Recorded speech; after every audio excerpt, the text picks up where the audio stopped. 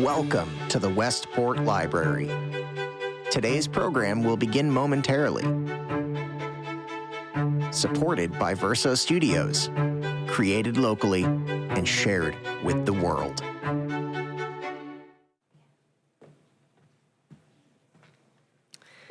Good evening, everyone. My name is Carrie, and I am part of the programming team here at the library. And it is my pleasure to welcome you to tonight's event, celebrating the new book, This Land is Your Land, A Road Trip Through U.S. History, in conversation with Pulitzer Prize-winning author, historian, and Yale professor, Beverly Gage.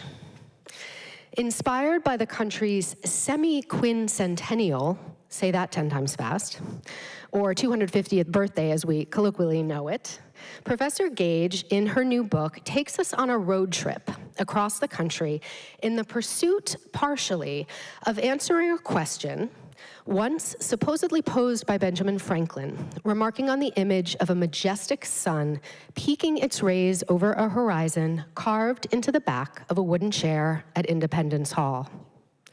Is the sun rising or setting over this nation that's just been created? To that end, the author traverses some of this country's most storied places, predictable places like Philadelphia's Liberty Bell and the Alamo in Texas, and others less famous but equally as thought-provoking. Her objective is perhaps less to answer Franklin's question and more to explore why it remains one. I headed not for Washington, D.C., she writes in the introduction to the book, where recent mandates to teach, quote, patriotic education have precious little to do with the actual past. Instead, I set off to explore the museums, historic sites, roadside attractions, monuments, living history pageants, battlefield reenactments, and souvenir shops where Americans so often go to learn and fight about their history. This book is a report of my travels, 13 chapters in 13 American places. It's also a guide for anyone who wants to get out there and see the American past for themselves.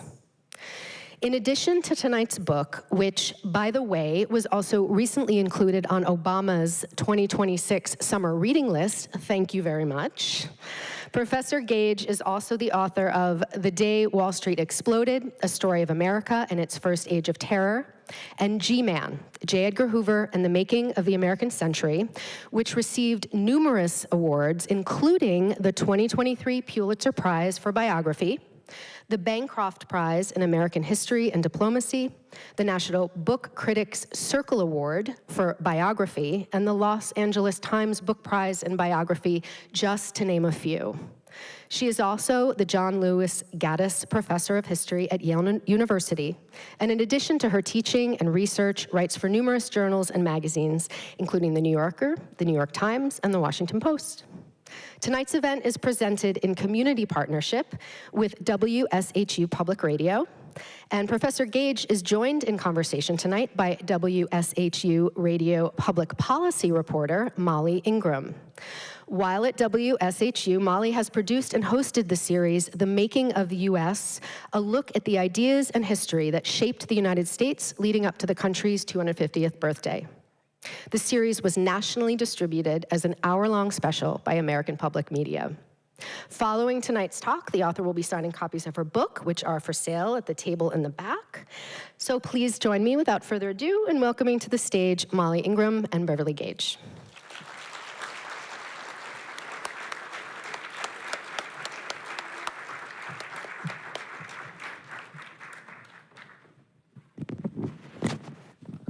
Good evening, everyone. Thank you for being here. Thank you for being here, especially. I read this book. I thought it was amazing. I thought you fit so much history into it without making it sound like a report. Not that I have anything against reports and reporters, but it really was truly amazing. I want to start with the title. This Land is Your Land. You write that composer Woody Guthrie saw it as a tribute to and a critique of America at a moment of national soul-searching and crisis. Now, if I didn't know any better, I might think you were saying we were back in that moment of crisis and soul-searching. Is that what inspired you to write this book? That's a big question, but the short answer is yes. Thank you all for being here this evening for this discussion. The title, of course, comes from the Woody Guthrie song of the early 1940s. And one of the things that struck me about that song is that it's very recognizable to most people as a kind of patriotic anthem. I survey my students periodically, and my students still know that song, although they don't know a lot of others that I learned as a child. We tried to make them sing about the Erie Canal, but that one didn't go over. This Land Is Your Land is still pretty widely known, but it's often taught as this sort of anodyne, sort of basic patriotic anthem, but its origins in the 1940s were both as this act of love for the country and as a protest against some of the conditions in the country, both the Great Depression and then the kind of looming specter of World War II and whether or not the United States was going to stand up to fascism in the war. And so that combination is very much what I wanted to do with this book. It is a book that is about loving this country and being troubled by it at the same time. And so that's where the title came from. The planning process must have been a serious undertaking. I mean, you traveled the whole country for this. Did you have an idea of where you were going and how you wanted to fit it into the story, how you wanted to tell the story before you left? I knew that I wanted to write a book that was going to cover all 250 years of American history. I started doing the traveling for this in early 2023, already looking ahead to this moment in 2026, thinking that it was probably going to be both an interesting and difficult moment for a lot of people to think about American history. So I knew I wanted to make that contribution. I didn't just want to write about the founding. I wanted to cover all 250 years. And so at first I had the idea that I was just going to start bopping around the country. So I didn't travel in the order in which these places emerge in the book. And I would say that the great discovery that settled in after a few of those trips is what we have as the structure of the book now, which is that each chapter is both a place and a moment in time. And so rather than, for instance, going to everywhere that Andrew Jackson, has a monument or did something significant, I really focused on going to Tennessee, his home state, as a place that would capture some of the contradictions of his era, particularly Indian removal. And so I didn't have that structure in mind when I started out, but when it clicked into place, it really made the whole book possible. It made it make sense. As much as I would have liked it, I knew I couldn't go everywhere. I only had about a year and a half off and on to do the travel, and then I had to write the book, and then I had to get it out in time for 2026. So it was about making choices. There's this idea that you mentioned that in order to love our country, we have to forget the past. Did you find that you were contending with that idea more in some places versus others, whether that's in how they were presented to you or just in how you were seeing them? Well, part of the inspiration for the book was a frustration with exactly what you're describing, which is a historical discourse that I think has gone a little off the rails in this country, in which, on one side, you're having a set of claims that if you want to say you love your country, you have to ignore all the bad stuff or ignore all of the complications, only talk about, greatness and wonder. And then I think we've had another reaction, particularly in the last decade and a half, from the other side of the political spectrum that says, there isn't really anything interesting or redemptive or meaningful in studying the American past, particularly the national past, but what it's there for is to be kind of critiqued and rejected. And I just don't think either one of those stories is very useful to us. I don't think that either one captures what history is really like, which is a very complicated, rich, fascinating, weird, glorious, terrible, and shocking enterprise. And so I wanted to find some way to kind of put those stories together a little bit, put them in tension with each other. And that exploration is really the kind of conceptual through line of the book. You write in your chapter about Mississippi, Like many places throughout the South, the courthouse square now features dueling messages. On one corner, a Confederate soldier, by the other, a marker honoring Emmett Till. That's true in the South. It's also true in most places across the country. Do you worry that we're headed towards this new normal where there are two versions of American history and you can only believe in or sympathize with one? I mean, it seems pretty divisive. Right, I think we are in danger of that moment emerging. My book is a small attempt at intervening in that and trying to recapture something that we can identify as a national story without flattening it all out, without making it all easy. And so the conceit of the book is that I'm telling a national story for this 250th anniversary, but doing it through these set of local engagements. And what I was really looking for in the book to choose places, I was looking for places that for some moment in American history became the places that lots of people in the United States and also around the world looked to say, what is that big, sprawling, crazy country called the United States of America? What's it all about? Let's look at what's happening in this place. So I was looking for that, and then I was looking for places that are really wrestling with and actively trying to create their own history still in the moment. So there had to be something to go visit on the site.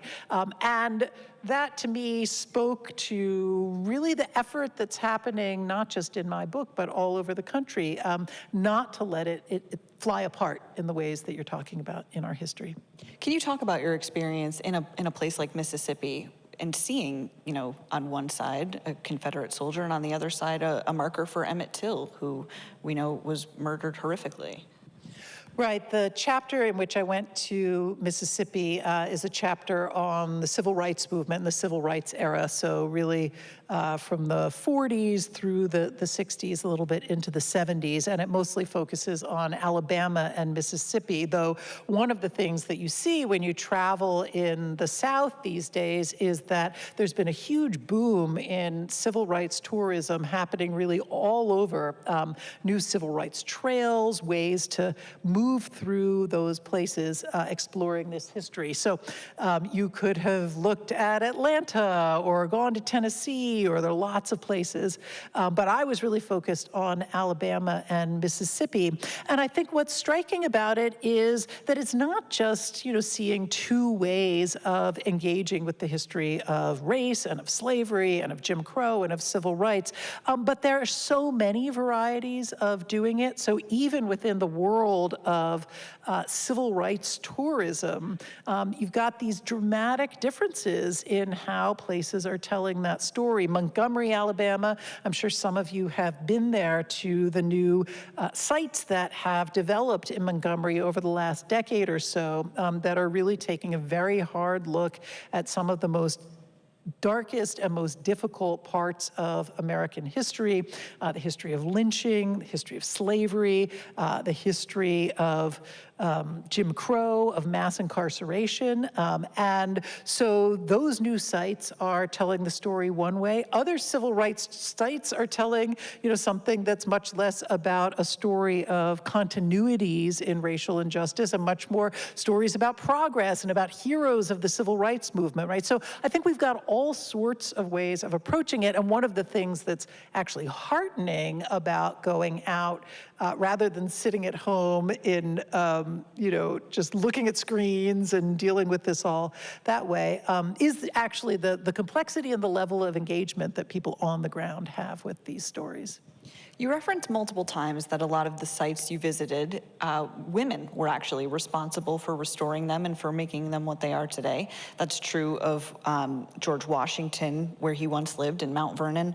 Why do you think that so much of that historical preservation has fallen to women, and why are we willing to do it? Right, great question. There's a sort of paradox out there when you travel around to historic sites, which first is that women are not all that well represented in our historical landscape, even today. For obvious reasons, lots and lots of historic sites are about famous figures, powerful men. There's, of course, some variety in all of that, but I would say women are a little underrepresented as historical figures. But when you begin to dig into who has developed these sites, who had the idea to preserve that house or create that museum or build that living history village, who raised the money, who runs the site, women's groups played a huge role in this. And part of that, I think, is that a lot of that activity started in the late 19th and early 20th century, which is a moment when elite women in particular, well-educated women, didn't have a lot of outlets for their talents and their creativity, and this became a sort of socially and politically legitimate way for women to make their mark on history. But this is very much, I would say, a woman's book in the sense that it is a road trip book, and so it's taking on the great American road trip. I did all of this traveling myself, but it is also a little bit of a pushback between to the conventional road trip, which tends to have a kind of swaggering man, going out there doing things that other people can't do. So I think of this as my mom book because it's basically like me as a mom. I used to do a lot of this traveling with my son, and now I did more of it on my own here. But it's very much a family book. It's a book that is for everyone who wants to go out and do it. And you were able to bring your son with you on some of these trips, right? What was that like? I did. I brought him on a few of these. He, as the child of a historian, got dragged around to historic sites a lot when he was a little kid.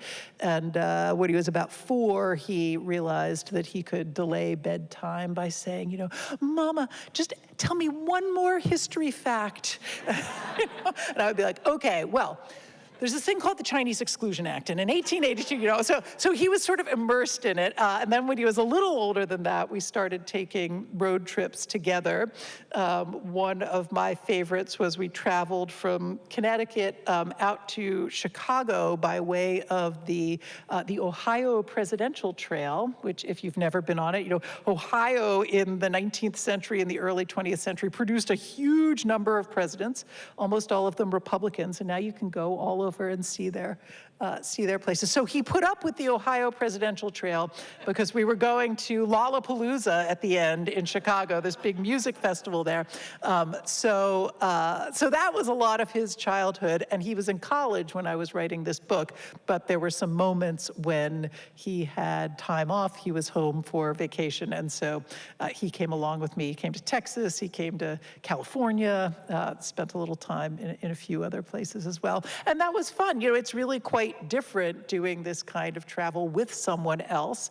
I would say it allows you to see things that you yourself might not see or realize. And of course, most people, when they're visiting museums or historic sites or parks or battlefields, are going with friends or family and having that collective experience. In this case, it also meant that my husband came on a few of these trips too, and I will say that both my son and my husband were like, do we have to spend this long? Do you have to look at every plaque? Do you have to take photographs of everything? Do we have to go to another monument? And my answer was yes, but they weren't quite doing the deep dive that I was. They should have known what they were signing up for. They did know, but they just couldn't take it. You write that even as the MAGA movement has claimed 1776, its critics have often ceded the ground, giving up not only the date, but other great symbols of the founding era. What a mistake. Later on, you say you're used to seeing the American flag deployed as a symbol of aggression. Did you find that was reinforced, or was it challenged on this trip? I would say a little bit of both. I mean, I've been really troubled in recent years to see what were once meaningful, sometimes unifying, but at the very least meaningful symbols of national identity, of a certain form of patriotism, symbols that were available to everyone to claim and interpret and reinterpret. The date 1776, the American flag, the Star-Spangled Banner, which all of these symbols have now, I think, become divided and divisive and politicized in the ways that you're talking about. So this book is a little bit of reclaiming of some of those symbols, of encouraging other people to reclaim them and make use of them. A lot of the characters in this book are people who, at some moment in American history, looked around the country, found it to be a difficult and troubling place, but leaned into claiming the American story, claiming a place for themselves in that story, and kind of made use of history as part of how they approached this. So, when I was out on the road, I think I saw all of this, in certain places. I mean, mainly when you see really big American flags flying, that just usually means there's a car dealership there. So that seems to be almost entirely consistent across the country. There are a bunch of other ways of kind of performing these forms of patriotism. But then, there were also lots of discoveries, like going to upstate New York, which was a really fascinating place to take on some of these issues, one of the birthplaces of abolitionism and women's rights, and to see how deeply in the 1830s, 40s, and 50s, those movements were looking and trying to remake the founding, the Constitution, the Revolution, as meaningful symbols of what the country could be. It's the abolitionists who really invented the Liberty Bell. So again, we tend to forget where these symbols come from sometimes.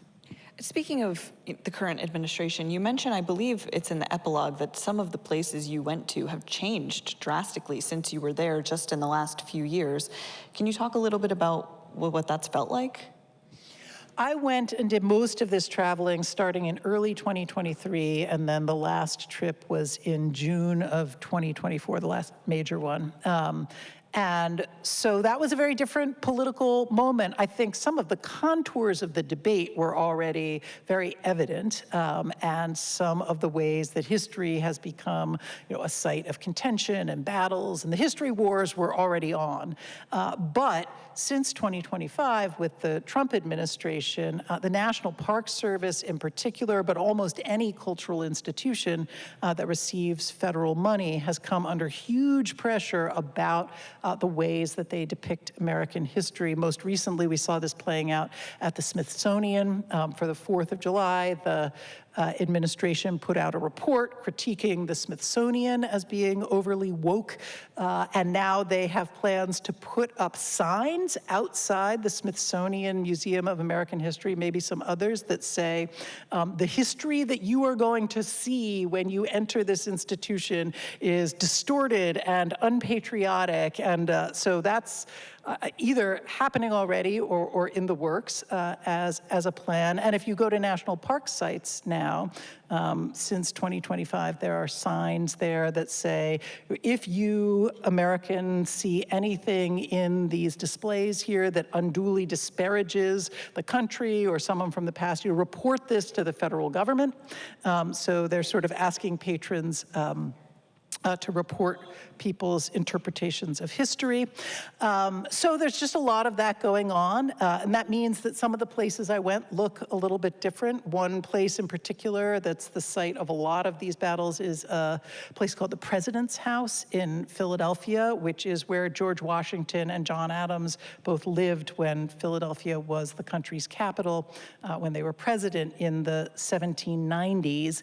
And it, in recent years, has become become a site devoted not only to a kind of archaeological rediscovery of what was there, but also to the history of the enslaved people that George Washington brought with him to Philadelphia to serve him while he was president. But at the moment, a lot of those signs about the history of slavery have been stripped down, and then there's a lawsuit, so some of them are back. But so that site in particular is really in limbo, but there are variations of that in lots of places around the country. Along your journey, you must have spoken to, I can't even begin to imagine how many people, but from all walks of life, from all different parts of the country. What do you think that they would be surprised to learn about each other? That's a great question. I would say, people who go to the sorts of sites that I was going to are a little self-selecting. And so they tend to be pretty open-minded and pretty curious. I think that people might be surprised at that fact. That there are so many people from really different positions in American life who still have some curiosity, both about the past and about people who think differently from them. One thing that surprised me and that I talked with people about a lot on the road was how many connections I saw between these places that I didn't necessarily expect to see. How in historic terms, one person who was there showed up in Tennessee, then would also appear in Texas, and would also appear in California. And what that really underscored for me was how much the story of the American past is in part a story that's about mobility. It's about moving around. Of course, there is the storied and much challenged tale of American westward expansion, but that's not the only direction in which people moved or in which people are still moving today, right? One of the great things that's happening in this moment is incredible levels of geographic mobility within the country. And so we tend to have these fixed maps in our minds of this is a red state, this is a blue state, but actually that's not how most people live. And when you talk, so some people stay in one place their whole lives, so that's a tradition too. But mostly when I was out on the road and I would talk to people and I'd say, are you from here? They're like, well, sort of, but I grew up all the way across the country, or I grew up in this different place. And so a lot of what we actually find is that people bring these ideas and traditions and cultural heritage and history with them as they move around the country. And you write somewhere, I'm remembering in this book, that people tend to identify with their community more than their country or their region. And even though the things that they identify as in there, just the fact that they're identifying with the community makes them similar to each other. Yeah, I think that that's a great point. And that does vary somewhat when you go around the country. One thing I saw is that there's some places that are really into who they are. So you go to Texas, and everything is about, Texas and Texas's story, and Texas was once its own country, and here's the Lone Star, and Lone Star is everywhere, everyone's talking about it. And they're required to study Texas history in Texas, not once, but twice when they're growing up, public school children. And it really contrasts to me with what it's like to live in Connecticut, where, honestly, I think most people will be hard-pressed to recognize the state flag, right? It's certainly not ubiquitous in that way, and people aren't constantly narrating their Connecticut identity, right? So I think there is some variation of that, but the book opens with, in the first chapter, with George Washington on a road trip. Every chapter in the book opens with some historical figure who's either on a road trip or is moving from one place to another, this story of mobility that I was just talking about.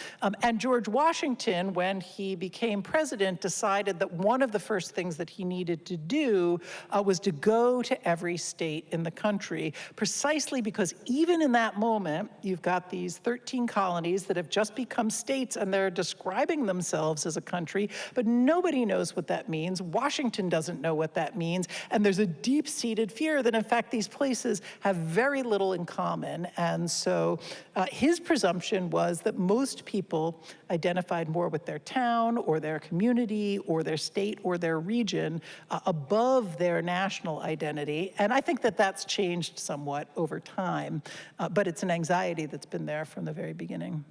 You mentioned Connecticut. I noticed Connecticut didn't get a stop in the book, but that's okay. But we live in a place that's very rich with history. And for some people, I think it might not be realistic to be able to take a road trip across the country. How can people make the most of the history that they're surrounded by?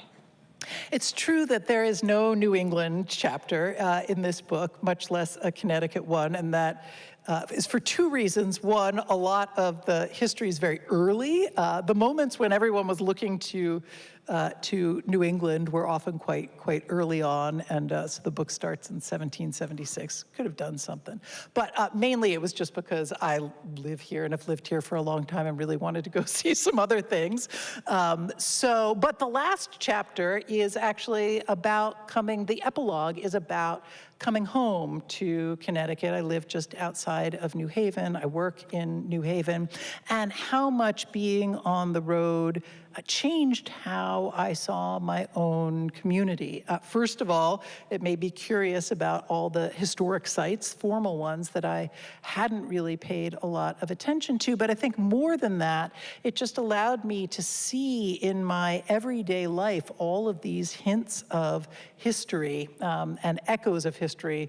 For instance, I bike into work most days on the Farmington Canal bike path, which is up in New Haven, and then I thought, oh, right, the Farmington Canal. The Farmington Canal echoing the Erie Canal, and sort of gave me a whole different way of relating to that. So there were lots of moments like that. And so I think history is not just stuff in the past, but it is a way of asking questions about your own community, about the world around you. Why is it this way? Who decided it should be like this? What ideas were driving them? What else was going on in the world? You mentioned that how many of the things that you saw were just things until years later, like the Liberty Bell or Independence Hall. As you look around in modern times, do you find yourself seeing things and thinking, that's normal now, but 200 years from now, people will write about it? I do. One thing that really stood out to me in writing the book was how much attention we've paid to now the 18th and 19th century. Most of our most famous historic sites are about those earlier periods. The 20th century as a whole, I think, is a little neglected, partly because it's still so familiar to many of us, certainly people in this room, although I will note I try to keep track of this as a professor, and this year's first-year students at Yale were born in 2008. And so actually the 20th century is, the distant past, and they are really pure creatures of the 21st century. But I do try to kind of think about that and that relationship. The 20th century, as I drive around, I see all of these kind of things that are now becoming artifacts that we probably want to think about how we want to relate to them and preserve them. Industrial America, above all. Industrial America, which still exists, but not in the way that it did a century ago. And it's actually quite hard to find sites to go visit that will tell you something about the development of the American economy, the vast scale of industrial production that was really the engine of American life for so long. A lot of those places have just been torn down. They're sitting in ruins. I found a few that are actively engaging that history, but that's just one example. So I would say it's going to be relatively recent stuff that we'll want to rediscover. You say that it is possible to know our history and to love our country. I think that's easier said than done, but how have you learned to do that? Well, I think as a historian, I am really just curious about the past, and that springs from a kind of deep affection for the aspirational aspects of American history, for the ways that people have struggled over that. And so for me, part of what my love of country means is about embracing that struggle, leaning into that struggle, thinking about the debate and the contest actually as the history itself, and that, patriotism is partly about honoring people in the past who have expended enormous amounts of energy, goodwill, time, thought, and money into making possible both the best parts of where we are now and some of the worst. So I guess I just, in the end, didn't really see it as a contradiction. I want to make sure we leave some time for audience questions. So if you have a question for Beverly, please line up over at the mic right in that corner. And while people are queuing up, I'm going to hit you with a lightning round if you're ready. Okay. What's something you packed for your road trip that you couldn't have lived without? Audiobooks. What's the best car snack? I want to say corn nuts because I will only eat them when I'm the only person there because they're so stinky. So I ate a lot of corn nuts. Which state had the best rest stops? Oh, interesting. Upstate New York actually has just renovated all of its rest areas, but Texas also gave me they've got Buc-ee's and such, so it's pretty good. Which state had the best food? South Carolina. What was the best place for a beginner historian? Oh, interesting question. Well, you might want to start in some of the big places, but I went to lots of famous places, Independence Hall, all the rest. But I actually loved going to the Dakotas and Montana and Wyoming, and they have a lot of very accessible, very quirky, sort of smaller scale historic sites. So I'm going to go Deadwood, South Dakota for a child. If there was a 14th chapter, what state would have been? It might have been the Ohio Presidential Trail, but my editor assured me that I should not do that. If you could encourage everybody here to go to one place, what would the place be? Well, I spent the night in a nuclear missile silo outside of Roswell, New Mexico, which was definitely a once-in-a-lifetime sort of experience. It's been turned into an Airbnb, so you could all go there. So I'll say that. Carrie, do we have questions?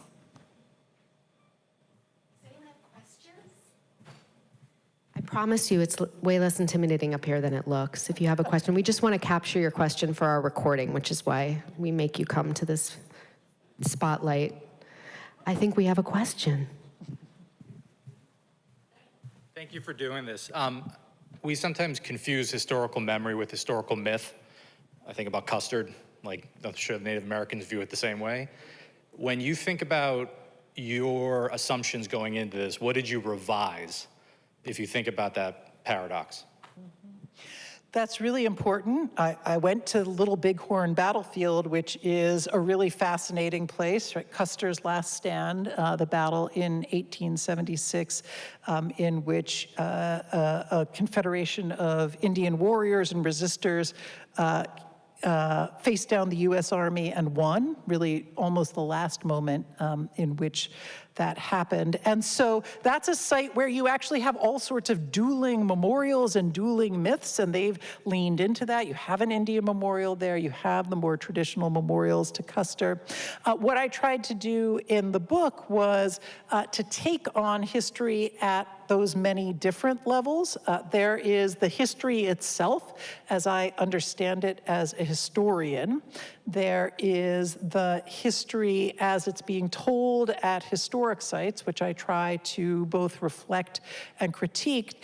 And then there is also the ways that these historic sites are themselves trying to grapple with the myths about them, sometimes glorifying those myths, sometimes trying to undermine them or move away from them. I guess for me, it became about the intersection between what I was seeing, what I knew as a historian, and then I went into most of these trips with only my own background knowledge, I went in sort of as a tourist, trying to see it as anyone might see it. But then when I returned, I was like, okay, now I'm sitting down with all of the scholarly literature about Indian removal, or about Little Bighorn, or about Henry Ford, and really trying to put those pieces together. So I guess that's what I would recommend, that there's myth, there's memory, there's history. The lines between them are sometimes pretty blurry, and one way to do that is to just come at these stories from a variety of angles. One of the things that's in the book is a long recommended reading section. So if there's anything that sparks your interest particularly, there's a discussion of both the very scholarly literature and the slightly less scholarly literature that was useful to me. Did you find any of your stops particularly surprising? Were you surprised by, you were expecting one thing and actually found another? I think I found that at a lot of the places that were the smaller places that I didn't know as much about. So one that comes to mind, we started off in Mississippi, but is Mound Bayou, Mississippi, which is a little town in the Delta, which I knew a little bit about from just from the history that I had studied. I hadn't actually planned to go there because I was going to the Mississippi Delta to look at the news sites devoted to Emmett Till and his murder in 1955. But when I was there looking for the Till sites, I saw a mention in the local paper of Mound Bayou, and that they were opening a new local museum. And so I just sort of drove into Mound Bayou without a lot of expectations, and then found some of the fascinating history there. Now, for those of you who do not know anything about Mound Bayou, Mississippi, it has this fascinating history. It's a town that was founded by formerly enslaved people in the 1880s, and really from the 1880s through the 1960s, it operated as an all-black, autonomous, self-governing town in the middle of the Mississippi Delta at the height of Jim Crow. And so it has this really fascinating history of governance, of running its own school system, of the prosperous local businesses that were there, and of the armed defense that the town engaged in order to protect itself from the violence that was so endemic in Mississippi. So, I kind of went into town. I didn't know what I was looking for. This was like a tiny little museum, started asking people about it, and then one thing led to another, and they opened up the museum for me. I spent a couple of hours there, and it just wasn't really on my radar as a place that was available to visit, but it was really exciting and fascinating. You talk about some of your interactions with, whether it be the travel guides or the people working at some of these museums in this book. And I'm wondering, were people more excited to talk to you, or maybe a bit more hesitant because you're a historian and you're writing this book about it? What did you find there? Well, I mostly didn't tell people what I was doing. So, I mean, I didn't lie to people if they asked, but I was just being, the seventh person on the tour through, Susan B. Anthony's house. And so sometimes people would ask me because I was taking so many notes. And sometimes people would ask me because I was alone. And most people do not go traveling around historic sites all by themselves. So when people would ask, what are you doing? I would explain who I was, and then that sometimes precipitated an interesting conversation. But I did not actually want tour guides to feel like, oh, here's this Yale lady coming, and to feel like they had to edit themselves or change what they were saying or doing. So I tried to keep a reasonably low profile. Often when I did tell people, it just sparked lots of nerding out, right? So people were like, you're a historian? I'm visiting these sites. I love this. You should go to this. And then so we'd just start sort of swapping ideas and going deep dives into history, so.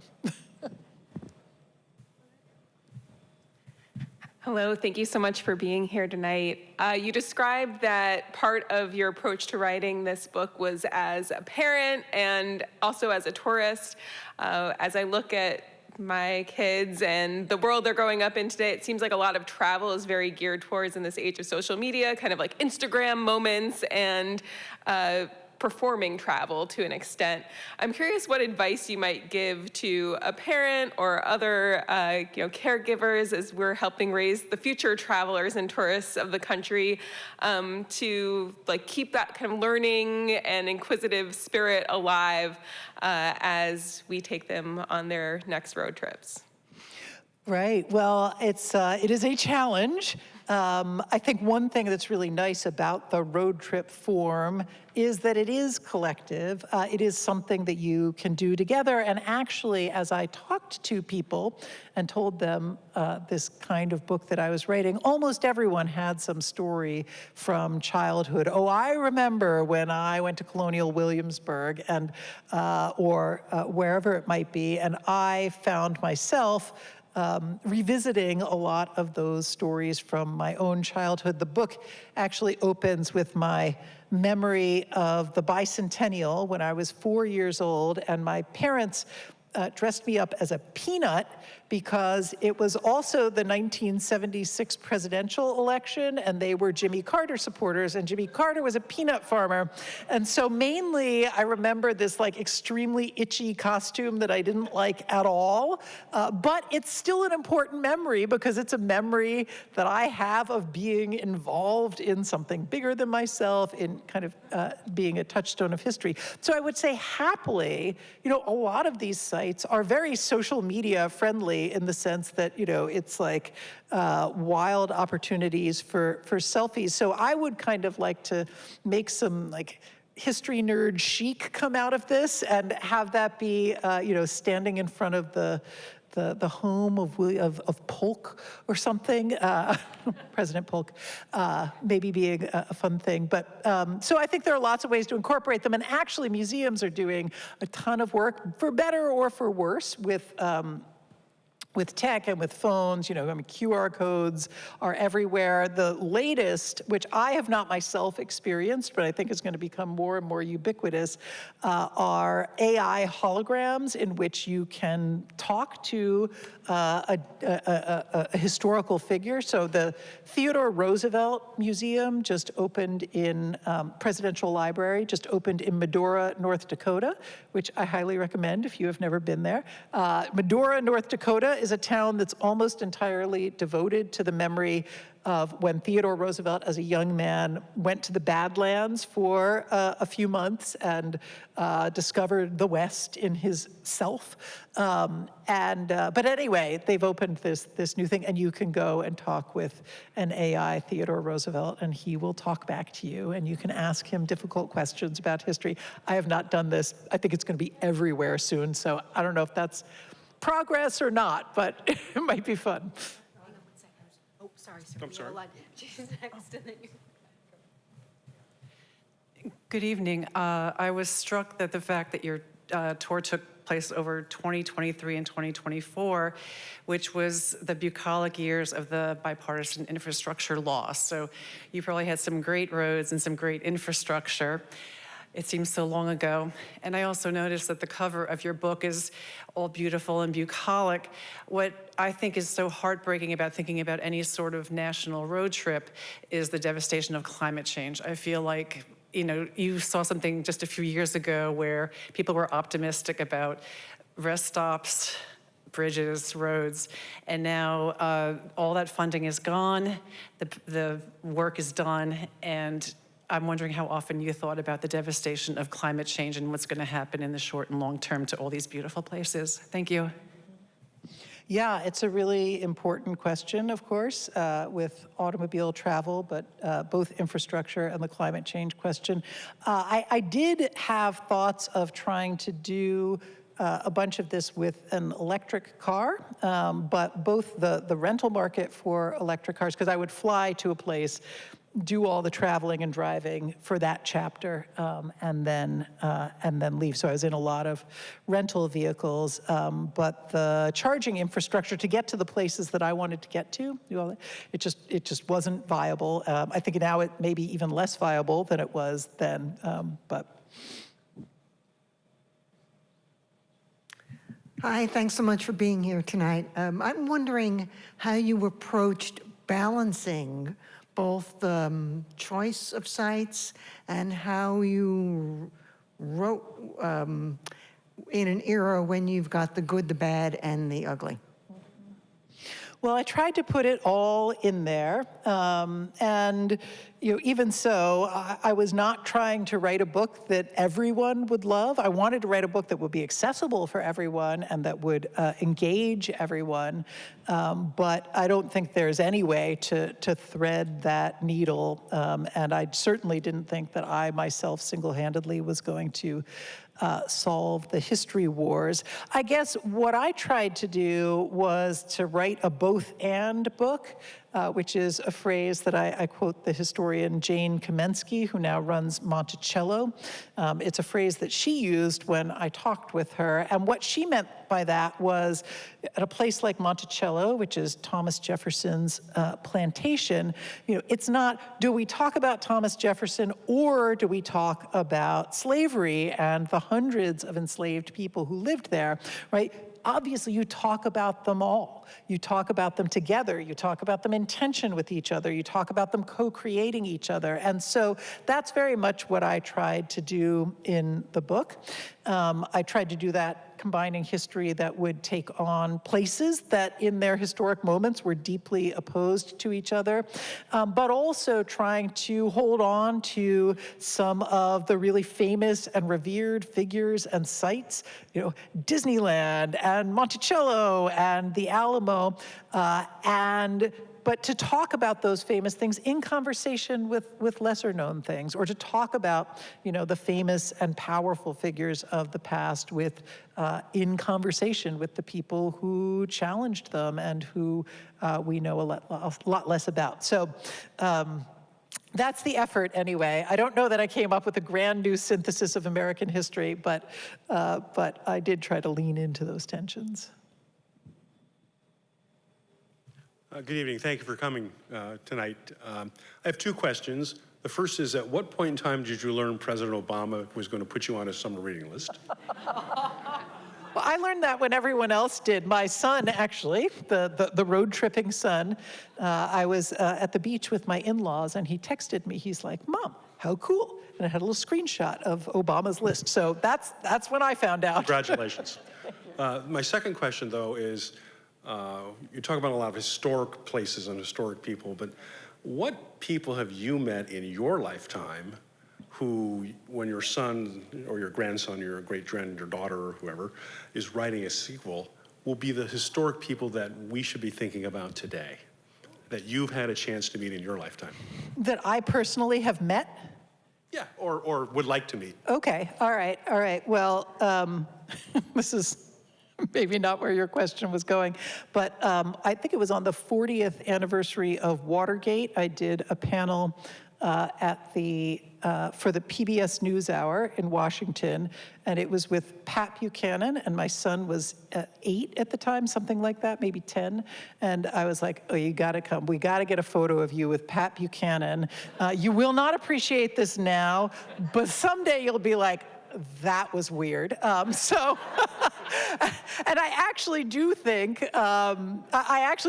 Pat Buchanan is a really important historical figure in the sense that a lot of the ideas that he was promoting and thinking about from the 70s through the 90s, which were pretty roundly rejected, certainly when he was making his presidential bid, have now come back around again and are much more prominent in our politics.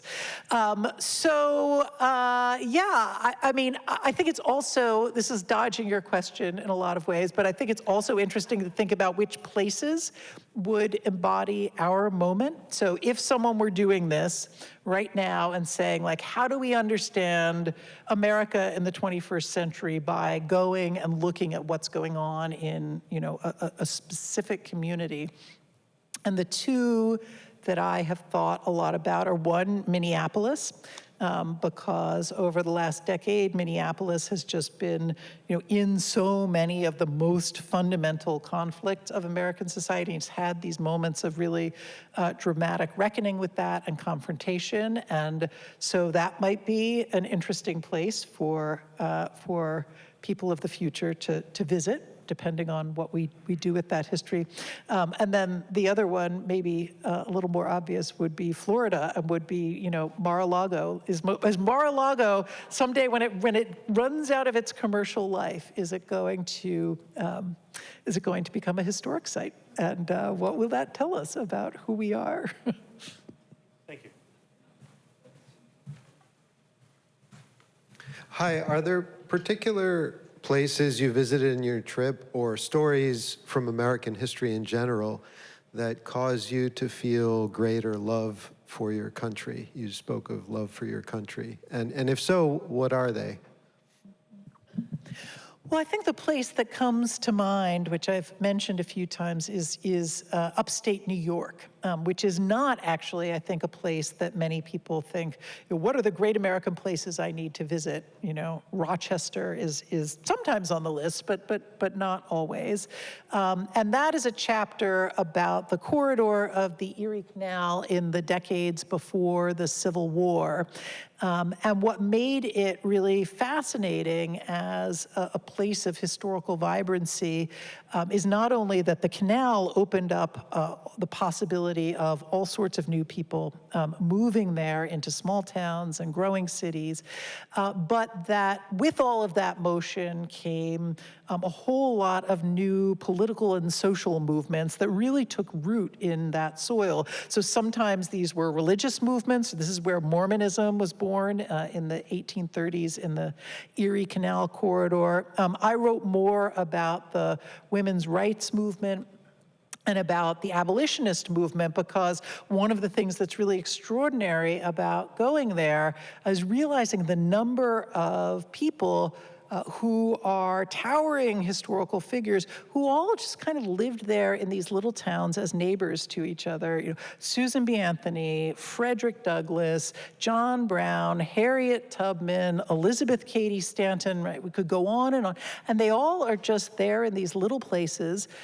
They are looking out at the country and critiquing it, finding it to be a horrifying place in many ways, but they are also kind of embracing the country and its history, the tools that have been provided to them. One of my favorite documents is Elizabeth Cady Stanton's Declaration of Sentiments in 1848. This is at the Seneca Falls Convention, which is in Seneca Falls just because she happened to live in this little town in upstate New York, and she just says, actually, all men and women are created equal. And so it's just taking up this American legacy, making the edits that she wanted to make. So that place provided just this whole fascinating cast of characters that I found really inspiring. So that's the place that comes to mind for me. Hi, I'm just interested in your methodology. When you were on the road trip, visiting these sites, were you acting like a reporter and taking notes, or how did you accumulate the material and gather it and collate it as you were going? I had three things with me. So one was a notebook, old-fashioned, composition book. So that I used when I was going on tours or seeing formal presentations. I didn't want to record them all because that would be far too much to go through, but I took pretty detailed notes.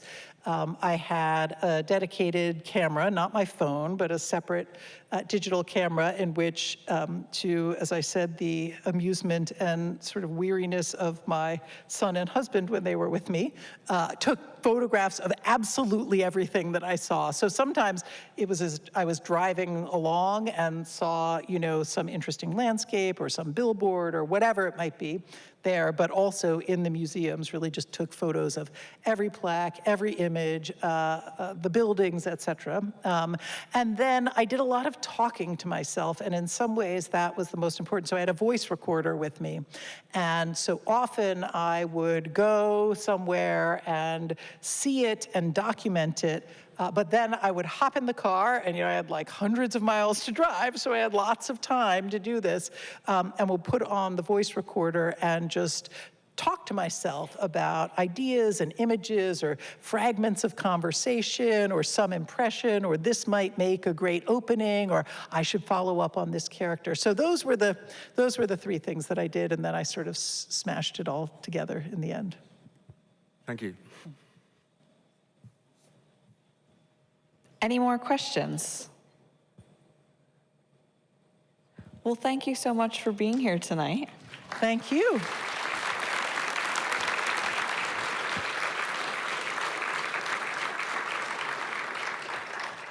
There are copies of the book available for purchase right back there behind the microphone, and Beverly will be there to sign them. So please stop by if you are interested.